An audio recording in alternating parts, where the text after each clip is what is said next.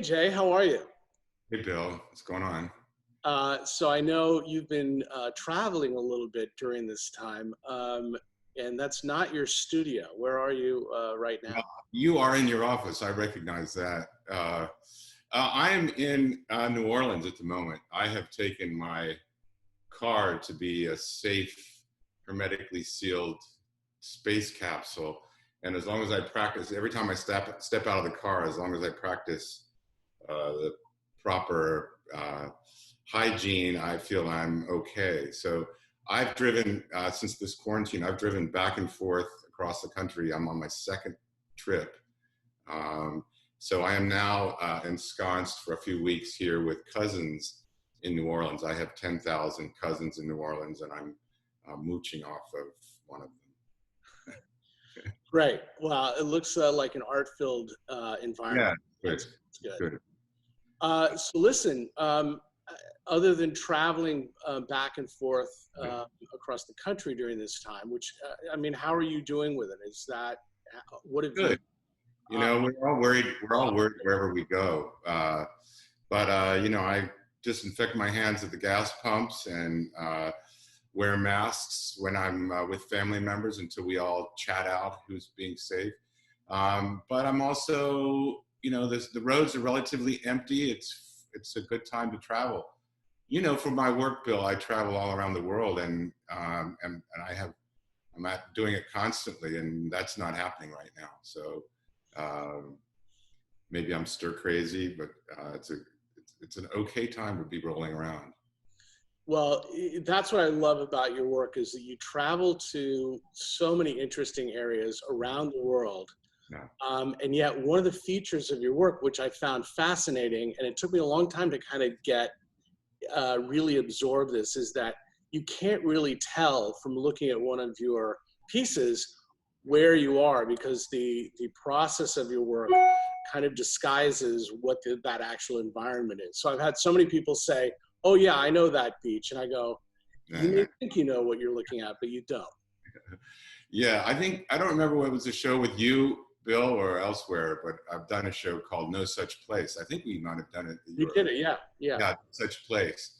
And yeah, in technical terms, since there's no x-axis, there's no breadth to any place. The places look expansive, but it's the image that's expansive. So yes, I traveled, you know, to find subjects like the trips to Africa. There's certain kind of train surfing where people pack in the trains and hang out on the outside of the trains, or there were the animals migrating in the game parks, or the giant Victoria Falls.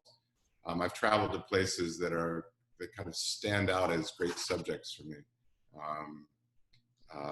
None of that travel now. I'm not lamenting it, you know. If lemons fall from the sky, or however they say that, you know. There's something about lemonade in there, right? Yeah, it's good. We could use it. Some iced lemonade down here, or something a little stronger. Maybe it's hot.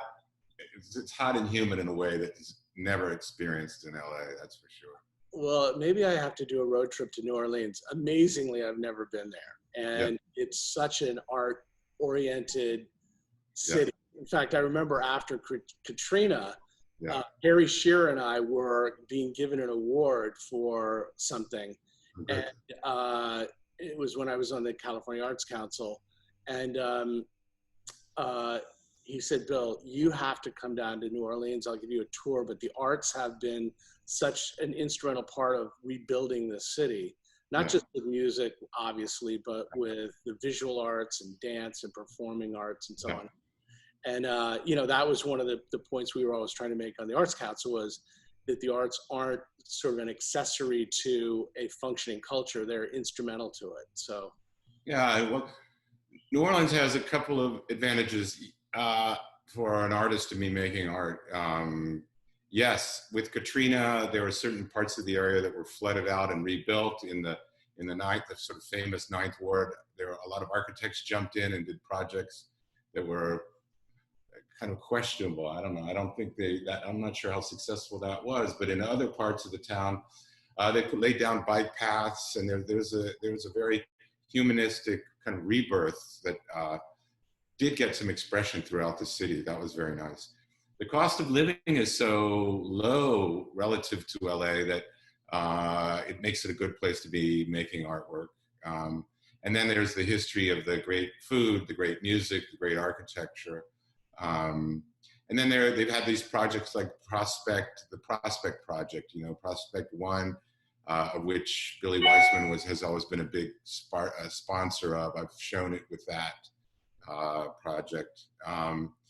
And Billy also, there's a couple contemporary art museums here that are quite good. So all around, it's a great place. If you can exhibit elsewhere, it's a great place to be seated. The lifestyle here, the sort of vibe on the street generally is very, very friendly and sympathetic.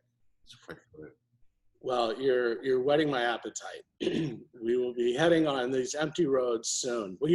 Andy and I did one road trip recently to Northern California to visit some very good friends who'd been quarantined, and we'd been quarantined long enough. We figured it was worth the risk, and we drove up there, and it was just such a pleasure to be driving on these virtually empty highways, and it made it such a more enjoyable process. One of the risks of New Orleans is the same risk everyone has everywhere, is the food is so great here, you tend to add that COVID layer that we've all sort of, that has sort of expanded on all of us. I don't get to exercise as much as I did in LA. And you know, when you have something like gnocchi and crawfish bisque, and it's so good you can't resist it, it just adds up. They don't do anything low fat there. That's what I do know that. No, it gets olive oil and butter. Everything gets both. Yeah. Well, you know, so one of the fun things about this opportunity where things have slowed down is I get a chance to talk to so many of the artists whose work I champion and love. But also, you know, at this point in my life and career with the gallery, it's as important to me to work with interesting people who are doing interesting work. And I think that there's a real correlation. One of the things that I find fascinating about you is the number of languages you speak. Well, I'll have someone come in and they'll be speaking Italian, and you're off to the races talking Italian, French, Spanish, and so on. How did this process of being so multicultural and linguistically impressive, how did that start for you? Well, I was a terrible student in school in Spanish. That was the only language. I took Spanish because it was the easiest one. French sounded harder. So I did the least common denominator there, and I was just average. I think two things happened. I just got an uncontrollable desire to travel, and not just travel as a tourist. I'm a terrible tourist, but to travel and be immersed somewhere. So I was always making art in some way or another, whether it was performances, music. I was always doing something, so engaged in public. And then when it comes to learning language, I've decided a long time ago that I have no shame. I don't mind saying ridiculous things. I don't mind blurting out the wrong thing, like a child who doesn't know shame and just says stuff. So I stumble forward and surround myself with the local folks, run away. When I hear English, I go running the opposite direction, and I think that's it. I think that's it. No, it's great. It's something that I also aspire to. Where did you grow up? I mostly grew up in Ohio, although where I am now in New Orleans, two of my grandparents were from here, so I always had a connection to this place. And I went to Tulane here. I studied architecture here for several years. But I grew up in the Midwestern, a suburb of Cincinnati, Ohio. Didn't live there after the requisite high school, but still have family there. Was there a couple of days ago, working on art projects, using enjoying the support of family while I was there. You know, I actually studied sculpture in Fort Thomas, Kentucky, for about 3 or 4 summers with an amazing sculptor. a guy named Mike Scope, and lived in Cincinnati or Covington or maybe one summer was in Fort Thomas, but that whole part of the world bisected by the Ohio River is just gorgeous. It's gorgeous. And then there is, Cincinnati does manage, perhaps because of Germanic background, but all the other confluences. There's a music conservatory there, and there's 3 different art academies. And of the various projects that I work on, it's a little premature to talk in detail about one, but I was in Cincinnati, and I used old friends as models, but I hired models who normally are figure models at the local art academies. There was enough of that community there to draw upon. So yeah, I was interacting with the art community there as well, even though I was only there for 3 or 4 days. Now you said you studied architecture. Did you start out thinking that was the path that you were going to follow? And no, I was never a careerist, and I was too impatient to be an apprentice and for 30 years or 10 years or something. And I didn't have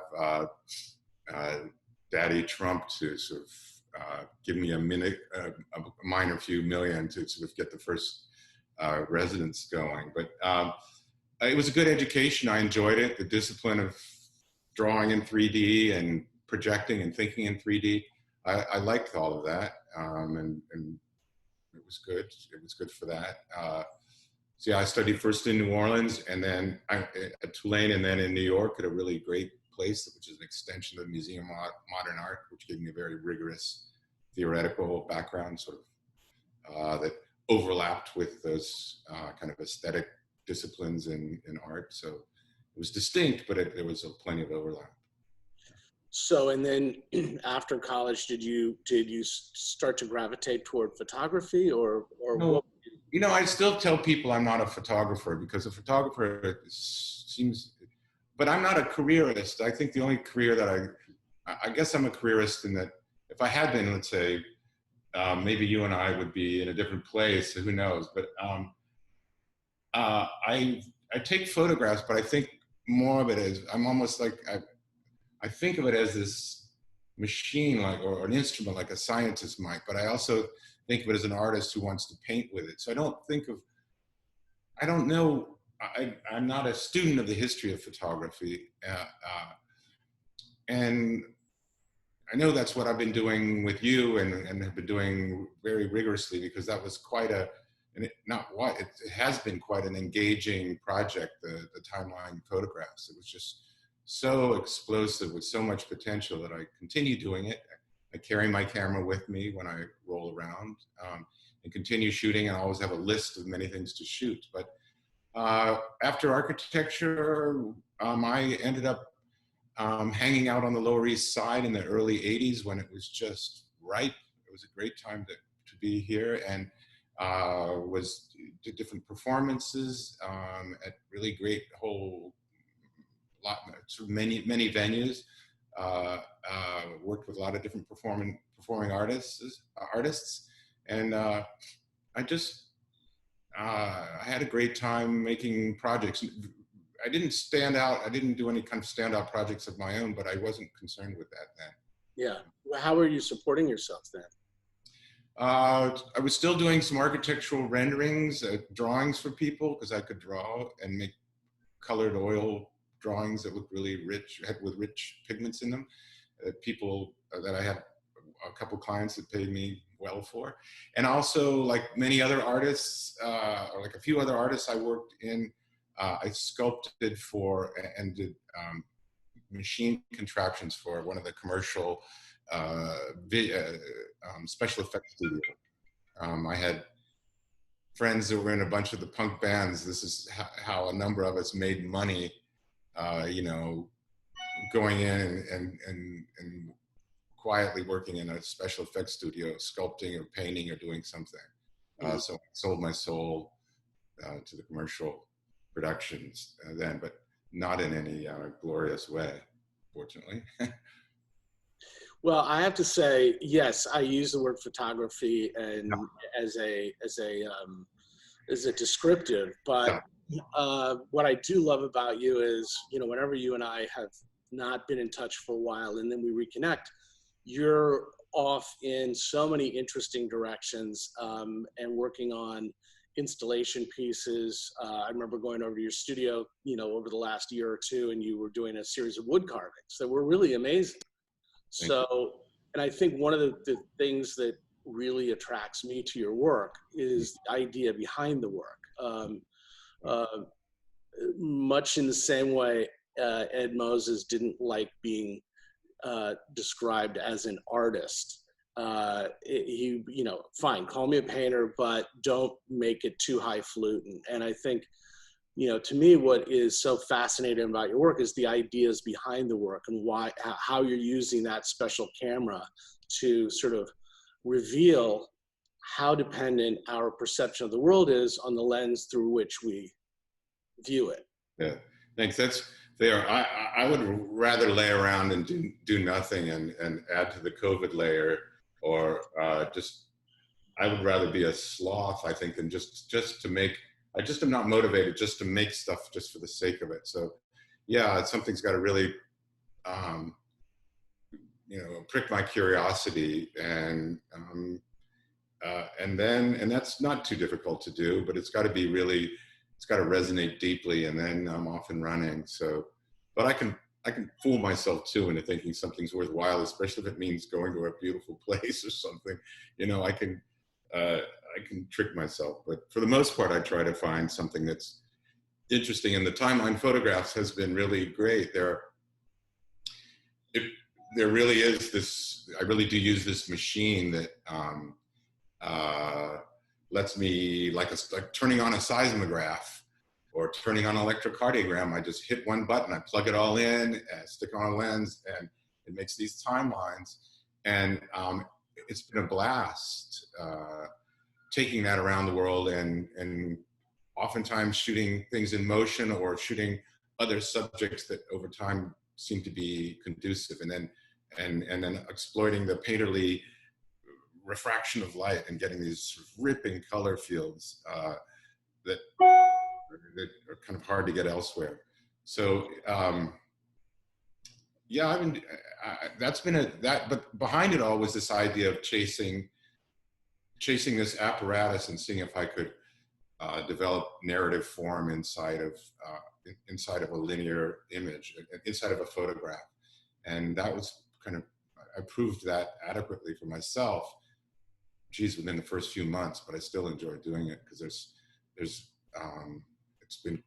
I've enjoyed generating images that, like waterfalls, timelines of waterfalls or waves. I could keep shooting those, and I do. One of the most recent things, I've shot some waves recently again, about a month ago, and a few months ago I was up in Sundance and shooting a waterfall there. So it was fun.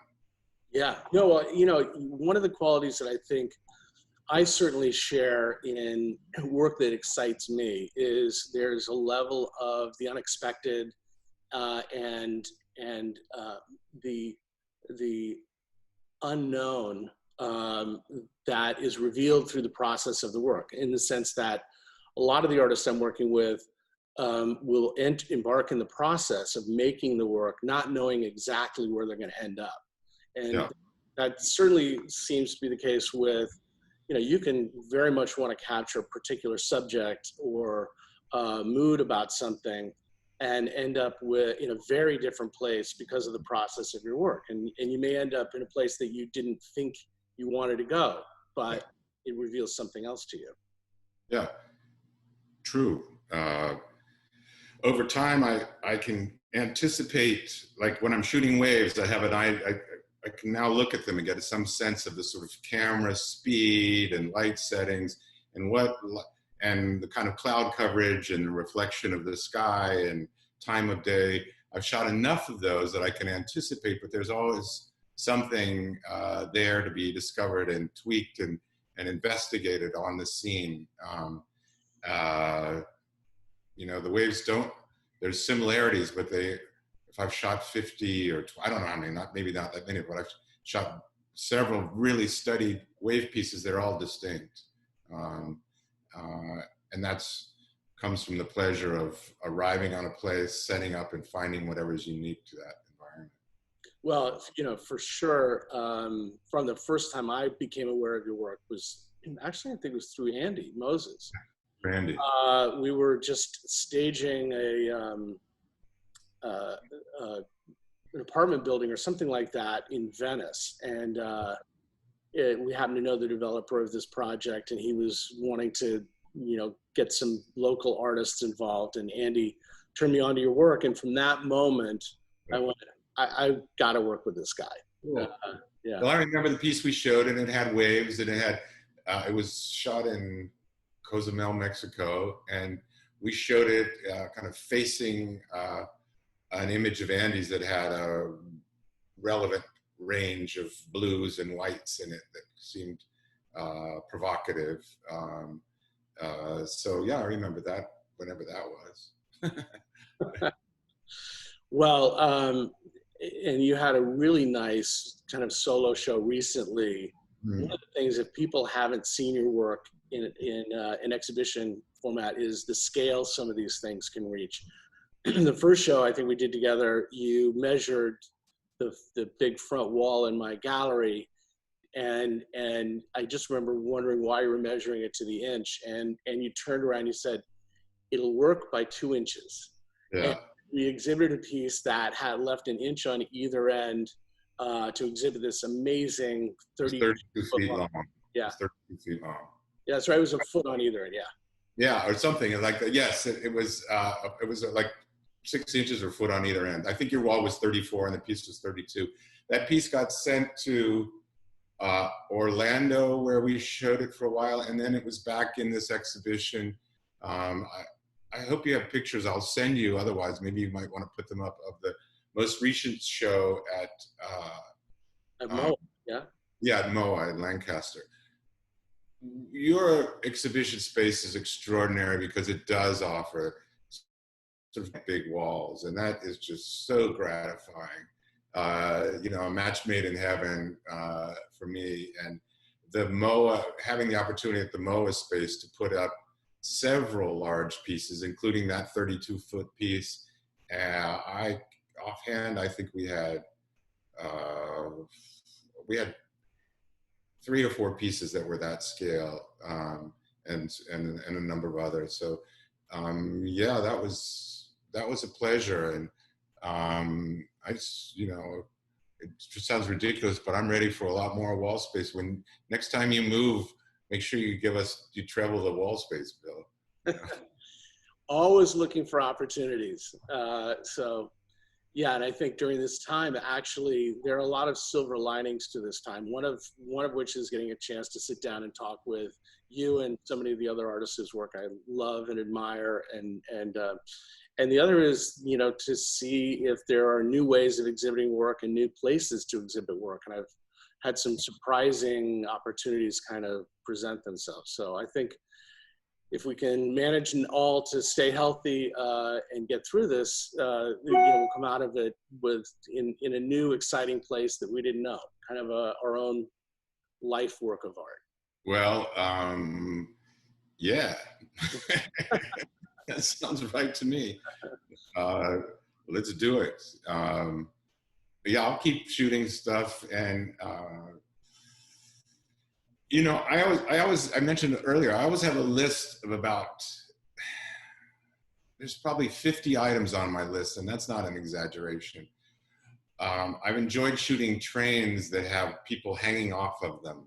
There's only a few places where they like in Johannesburg, South Africa, people do train surfing, where they ride on the outside. There was a period where people were riding on top of the trains, and it was young men kind of defying the odds, but it also was struggling working people who couldn't afford 40 cents or 50 cents. They wanted to save the money. So there are trains in Mumbai that still have huge, thousands of people jammed and clinging on to every last little ridge they can hold on to. Or there's La Bestia, the train that comes from Guatemala up through Mexico. I traveled down there on the budget of one of the institutions in the city of Puebla. We traveled down there and landed sort of at the first of a 6 or 7 day period, the only time that La Bestia had not been running. This train, that it's a cargo train where they just fill it to the brim with people, and a lot of people are hurt, and it's really a terrible environment, but I wanted to document that. So that, and waterfalls, and waves, and several subjects that occur to me around the world that I'll keep, that I think will provide something unique. So I'll keep doing that, but for the moment, we're keeping it stateside, right? Yeah, for the moment. Well, Jay, thank you so much. I'm glad you've arrived in New Orleans safe and sound, and we look forward to staying in touch. By the way, congrats. We just sold a couple pieces recently of yours, so things are happening. Oh, you want to finish with a smile on my face. That's what you wanted to do. That's a very good tactic. That was fun. That's a good thing. Well, thank you. That's good news. Now I'm all flushed. That sounds great. And thank you. And thanks for this. It's good to check in. Thank you very much. We'll be in touch again soon, and thank you so much, Jay. Thanks a lot. Bye.